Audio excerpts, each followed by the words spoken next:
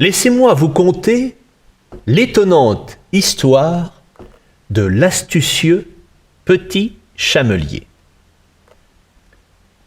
Lorsque Samoussa, le vieux chamelier, sentit venir la mort, il appela son jeune fils, Kitir, un garçon de 14 ans à peine.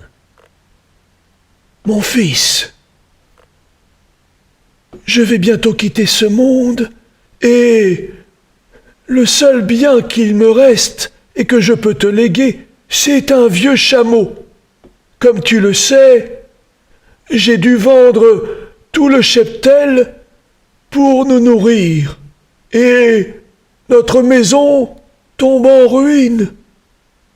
Aussi, écoute mon conseil, quitte ce lieu de misère, et va chercher fortune plus loin. » Puis Samoussa mourut. Kitir, en fils avisé, suivit le conseil de son père. Il prit le vieux chameau et décida de partir vers le nord en suivant une caravane de voyageurs.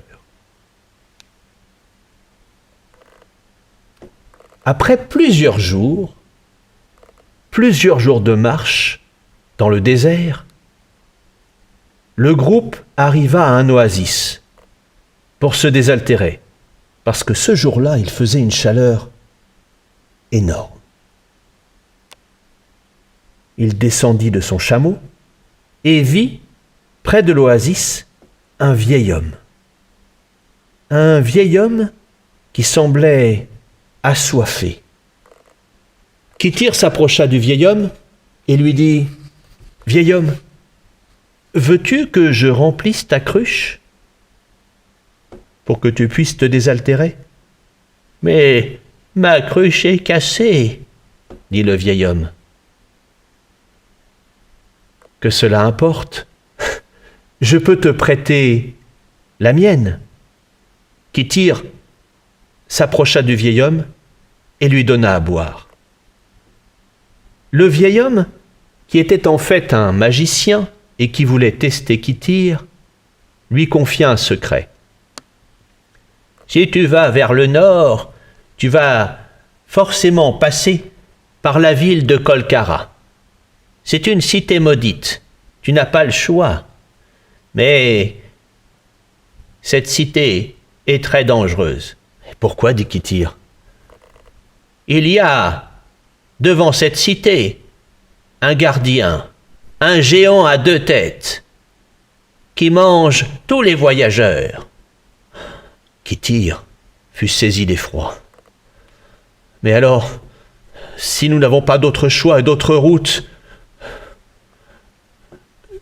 que pouvons-nous faire ? » ?»« Oh, il y a bien une solution. »« Ah, laquelle ?» dit Kitir. « Il faut, mon jeune ami, il faut que tu donnes au géant une devinette, que tu lui poses une devinette qu'il ne pourra jamais trouver. »« Ah oui, mais moi je suis très mauvais en devinettes et en plus je n'en connais aucune, » dit Kitir. « Écoute, » dit le vieil homme, et il lui montra une amande. « Dis-moi, qu'y a-t-il à l'intérieur ?» Kitir dit « Un fruit. »« Non, car des vers l'ont mangé. »« Ah ben alors, des vers ?»« Non, car ils sont morts et tombés en poussière. »« Ah ben alors, il y a de la poussière. »« Non, car le temps a passé. » Et la poussière a disparu. Alors, il n'y a rien. Non, il y a bien quelque chose. Ah, mais je ne vois pas, Écoute, vieil homme, je donne ma langue au chat. Il y a l'obscurité. Et le vieil homme donna l'amande à Kittir. Le convoi se remit en marche et approcha de la cité.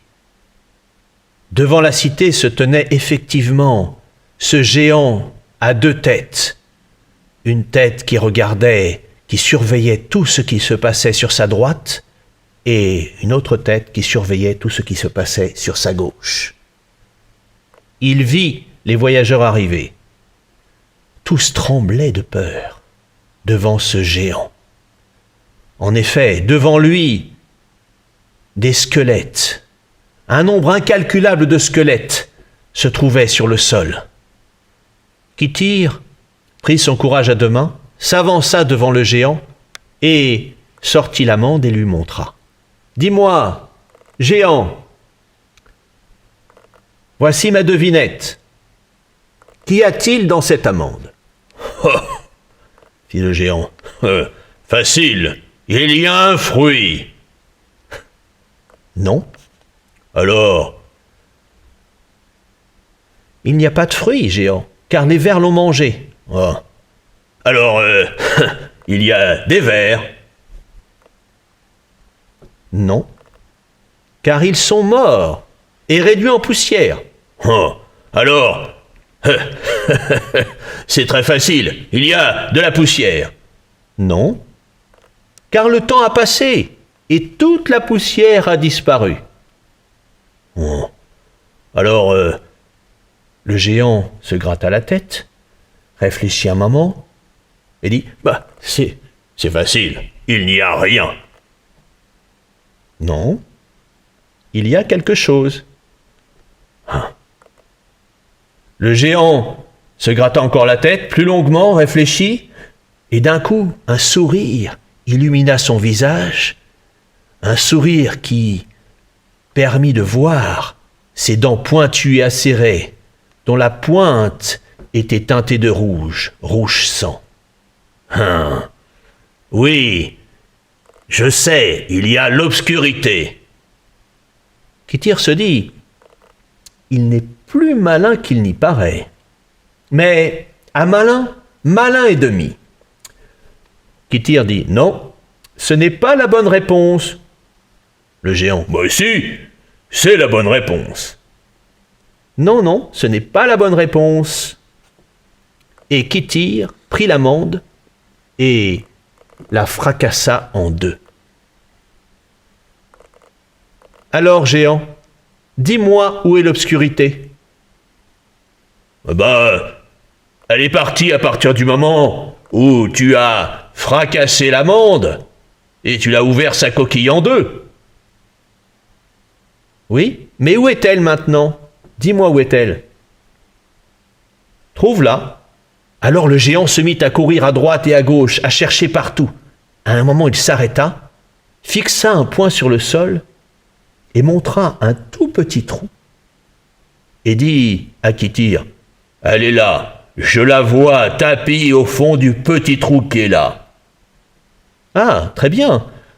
Tu me le dis, mais moi je ne te crois pas, je veux la voir. Montre-la-moi, va la chercher. Très bien. À ce moment-là, le géant se mit à rétrécir, rétrécir, rétrécir, jusqu'au moment où il devint pas plus gros qu'une petite souris. Il glissa à l'intérieur du trou. Aussitôt, Kittir saisit un énorme rocher et le posa devant le trou, sur le trou. Le géant fut bloqué et il mourut étouffé. Kittir avait sauvé la cité. Aussitôt, tous les habitants sortirent et le portèrent en triomphe. Cette cité avait un roi qui fut très reconnaissant à Kittir. Il l'accueillit. Ce roi n'avait pas d'héritier. Alors, il adopta Kittir.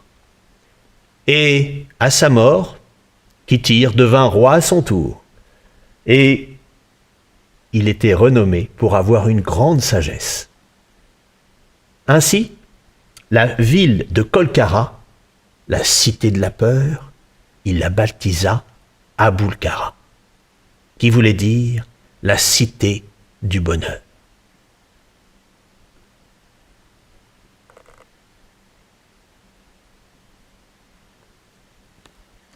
Coupé. C'est parti. Ça tourne.